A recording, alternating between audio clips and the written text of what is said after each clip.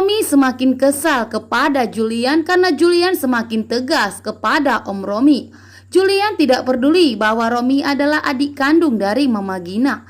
Julian hanya menganggap bahwa Om Romi adalah sebagai karyawan di perusahaannya. Maka Romi harus mematuhi setiap peraturan yang ada di perusahaan Julian. Dan di sini Romi harus sadar diri bahwa Romi adalah hanya karyawan dari Julian. Dan Romi sudah bertindak terlalu kejauhan, menyakiti Safira dan menyakiti Julian, termasuk telah menghilangkan kandungan Safira. Maka Romi harus sadar diri.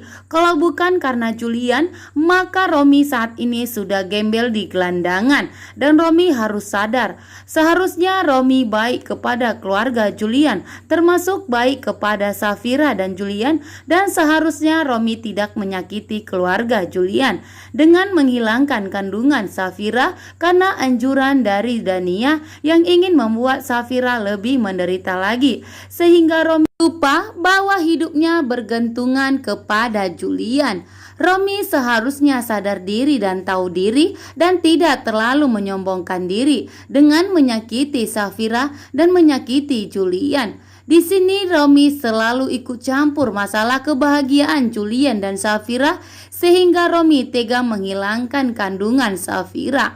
Dan Romi di sini harus sadar karena Romi hanya karyawan dari Julian, walaupun Romi adalah omnya dari Julian dan adik kandung dari Mama Gina. Bukan berarti di sini Om Romi bisa semena-mena di perusahaan Julian seperti yang dikatakan Julian, bahwa Om Romi harus mematuhi semua peraturan yang ada di perusahaan Julian.